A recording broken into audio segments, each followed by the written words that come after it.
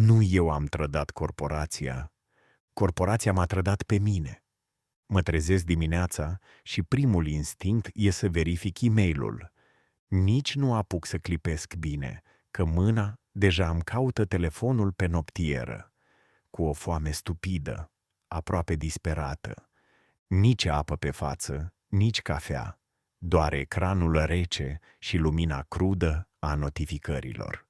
Caut un semn că exist, că sunt încă necesar, că undeva cineva are nevoie de mine azi. Ridicol. Și de cele mai multe ori găsesc doar probleme. Mail-uri care încep cu "Hei, ai putea să..." sau "Din păcate trebuie să..." Mesaje sterile, impersonale, de la oameni care probabil nici nu și-ar aminti cum arăt dacă m-ar vedea pe stradă. Și, ironic, mă agăț de ele. Pentru că, în mintea mea, încă sper că, dacă rezolv toate astea, poate o să fiu mai puțin dispensabil mâine. Dar adevărul e că firma nu se trezește dimineața să se gândească la mine.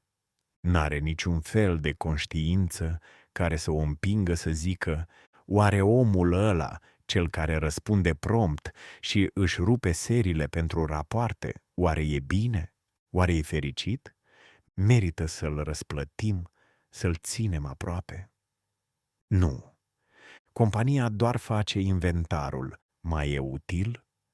Își justifică salariul? Ne putem lipsi de el? Atât. Nimic personal. Nimic uman. Iar eu sunt acolo, în pijama, cu ochii umflați de somn, mânjindu-mi ecranul telefonului, dornic să aflu dacă astăzi am voie să mai exist pentru ei. Ce glumă proastă!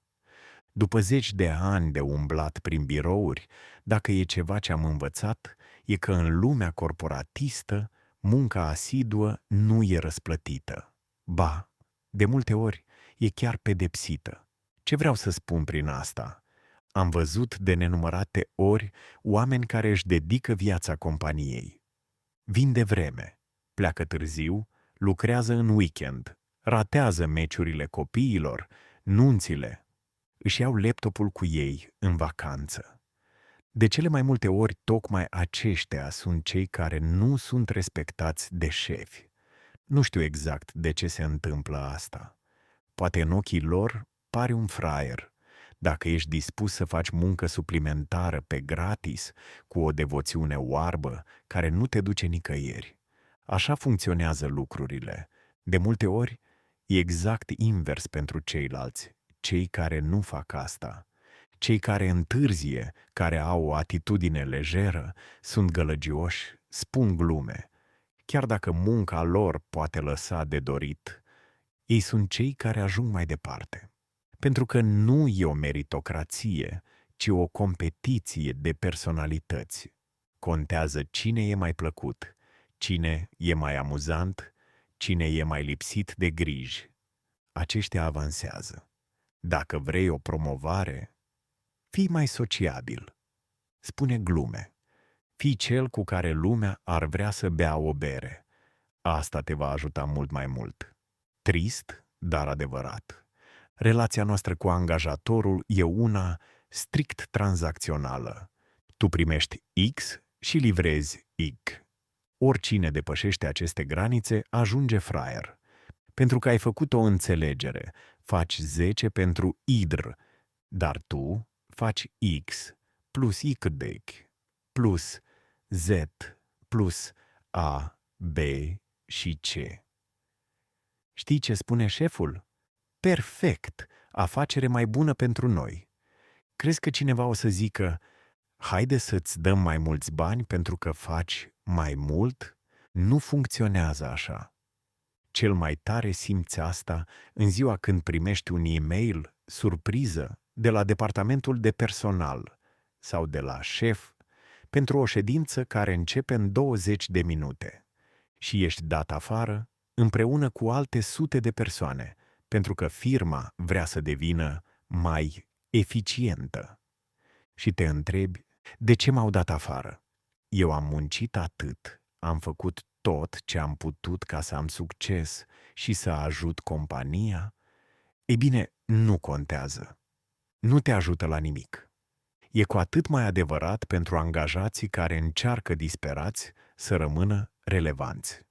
Vedem cum alții de vârsta noastră sunt concediați, restructurați, scoși ușor din schemă și ne gândim, trebuie să demonstrăm că valorăm ceva, să muncim și mai mult. Dar ei nu ne respectă pentru asta, deloc. Din nou, fraierii ne văd ca pe niște oameni irelevanți care se agață cu disperare când poate ar trebui să renunțe. Mai bine spui glume, bei un pahar. Ești sufletul petrecerii. Așa ajungi mai departe. Cel mai rău e să fii tipul sau tipa care stă la birou până târziu, în timp ce toți ceilalți sunt la bar cu un cocktail în mână. Hei, unde e Diana? Termină raportul care trebuie predat săptămâna viitoare. Lucrează la el. Hei, îți mai comand o bere. Și gata. Nu vrei să fii persoana aia.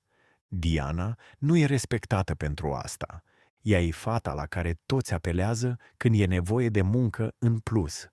Nu mai angajăm pe nimeni. Dăm asta pe mâna Dianei, ea rămâne oricum până târziu. Așa e. O lume crudă, unde ori ești câinele care mușcă, ori ești cel mușcat. Am văzut oameni conectați în ședințe pe Zoom din Spania, Milano, Lisabona, pentru că le e frică. Le e teamă că, dacă nu sunt acolo, chiar și în vacanță, o să fie concediați. Dar asta nu-i salvează. Dacă vor să te dea afară, o fac. Nu contează cât ai muncit. Nu te apuca să suni din Spania cu un senior, mai aduceți o bere? Da, la raportul ăla, cifrele nu se potrivesc cu 12%. Numbere. Nu vrei să fii persoana aia. Oamenii te văd ca pe cineva nesigur, speriat. Așa se citește. Ca și cum ai fi atât de nesigur, încât în timp ce comanzi pizza într-un restaurant din Napoli, vorbești despre profitul companiei. Nu fi fraierul ăla. Nu te ajută cu nimic. Deții compania? Dacă o deții, muncește cât vrei. Dacă ai acțiuni, implică-te cât vrei. Dar nu o ai. Ei nu te văd ca pe un proprietar, ci ca pe un instrument tranzacțional. Și când acel instrument nu mai are valoare, îl aruncă. Asta ești pentru ei. Nu fi fraierul. Îmi amintesc de Victor, omul care trăia numai pentru departamentul de vânzări. Era primul în clădire și ultimul care pleca. Într-o zi a venit șeful cel mare din Germania, a dat mâna politicos cu toți. Și la final, Victor a fost anunțat că postul lui nu mai există. A plecat cu 2 cutii de carton, în care și-a pus agendele și o fotografie cu el, singur, pe un vârf de munte. În schimb, cei care întârzie, care au o atitudine lejeră, care spun glume. Chiar dacă munca lor lasă de dorit, aceia ajung mai departe. Pentru că nu e o meritocrație, ci o competiție de personalități. La noi în firmă era o fată, Andreea, mereu zâmbitoare, mereu în întârziere. Intra cu cafeaua în mână și spunea ceva hazliu despre traficul infernal. La prânz era sufletul meselor. Uneori își preda rapoartele cu întârziere, dar nu conta. Șeful o adora.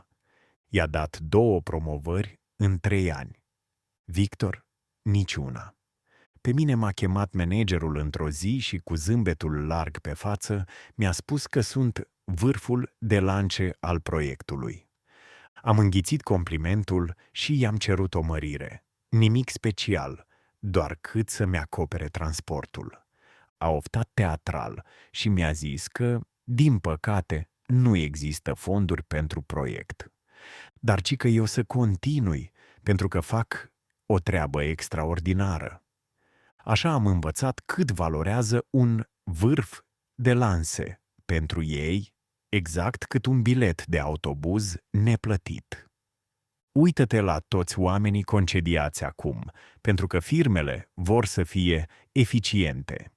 Știi ce înseamnă eficiență? Creșterea valorii acțiunilor pentru top 1% dintre cei care dețin compania. Atât. Nu are nimic de a face cu tine. Când înțelegi și accepți asta, viața devine puțin mai ușoară, pentru că începi să-ți pese mai puțin, nu-ți mai pasă atât de mult. Devii mai fericit, mai relaxat. Și când vei fi dat afară sau concediat, vei spune: știam că o să vină și asta. Și nu te vei mai simți ca fraierul care a ratat meciurile copiilor și weekendurile stând conectat în vacanța din Lisabona sau oriunde ai merge. Am văzut colegi conectați pe Zoom din vacanțe cu soarele în spate, cărora le era teamă să nu piardă un apel. Dar asta nu i-a salvat. Când au vrut să-i dea afară, i-au dat. Un altul, Mihai, mergea în Grecia cu soția în fiecare vară. Dar tot concediul era cu telefonul la ureche, răspunzând la e-mailuri.